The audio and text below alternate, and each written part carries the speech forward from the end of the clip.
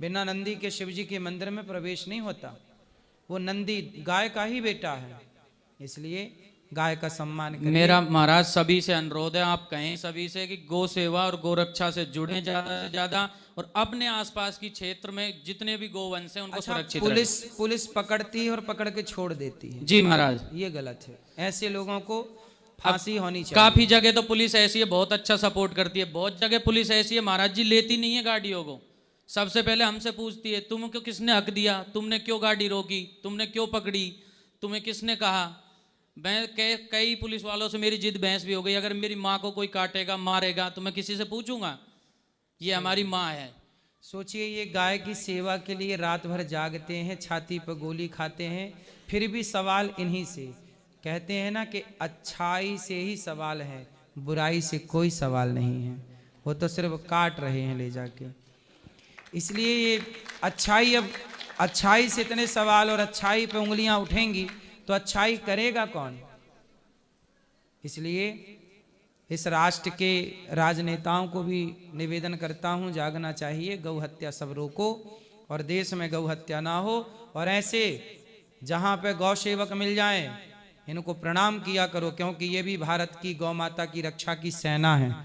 ये भी वो सेना है जो प्राण, वो सेना हमारे जवान जो देश में देश के लिए शहीद होते हैं, तो ये भी तो गाय के लिए शहीद, इनमें से 2-4 शहीद हो गए, गाय के लिए शहीद हो गए, वरना उनका अपना क्या स्वार्थ था? वो भी बढ़िया खा पी के बिस्तर पे टीवी देखते देखते मस्त सोते, खाते पीते, जिंदगी दारू बीड़ी सिगरेट खूब पीते, जिंदगी जीते। लेकिन नहीं, उन्होंने त्याग को चुना, गाय की रक्षा को चुना और उसके लिए अपने प्राणों की आहुति दे दी।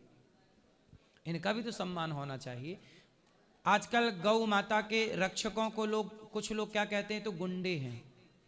अरे, गाय की सेवा करना क्या गुंडागर्दी है? गाय की रक्षा के लिए ट्रक पकड़ना, ट्रक में भर के गाय जा रही है, अधिक गाय ट्रक में भर के जा रही है, मुझे दिख जाए और मैं ही पकड़ लूं कि भाई साहब ये कहां ले जा रहे हो इतनी गाय को काटने, और काटने से यदि मैं रोकूं तो क्या मैं गुंडा हूं?